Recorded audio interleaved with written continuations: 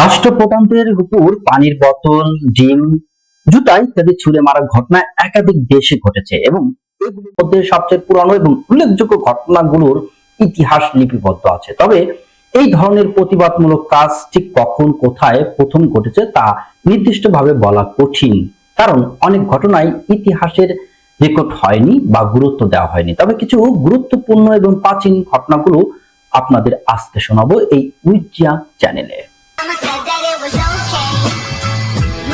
1917 সালে যুক্তরাষ্ট্রের প্রধানমন্ত্রী ডেভিড লয়েড জর্জ জনসম্মুখে বক্তৃতা দেওয়ার সময় বিক্ষোভকারীরা ডিম ছুঁড়ে মারেন।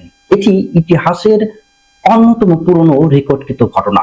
1970 দশক থেকে ডিম ছোড়া একটি প্রচলিত রাজনৈতিক প্রতিবাদের রূপ হয়ে ওঠে, বিশেষ করে পশ্চিমা দেশগুলোতে। তবে সম্প্রতি বাংলাদেশে কিন্তু পানির বোতল ছুঁড়ে মেরেছিলেন। এই পানির বোতল ছোড়ার ঘটনা একটি তুলনামূলকভাবে নতুন ইতিহাসে। সাধারণত বিক্ষোভের সময় বা নির্বাচনী প্রচারণে রাষ্ট্রপ্রধান এবং রাজনীতিবিদদের লক্ষ্য করে প্লাস্টিকের বোতল ছোড়ার ঘটনা ঘটে থাকে। 2009 সালে যুক্তরাষ্ট্রের প্রেসিডেন্ট বারাক ওবামা এক জনসভায় বক্তৃতা দিচ্ছিলেন, তখন তার দিকে পানির বোতল ছোড়া হয়, যদিও তা লক্ষ্যভ্রষ্ট হয়েছিল। সবচেয়ে বিখ্যাত ঘটনা হলো 2008 সালে ইরাকে একজন সাংবাদিক যুক্তরাষ্ট্রের প্রেসিডেন্ট জর্জ ডব্লিউ বুশের দিকে জুতা ছুঁড়ে মারেন।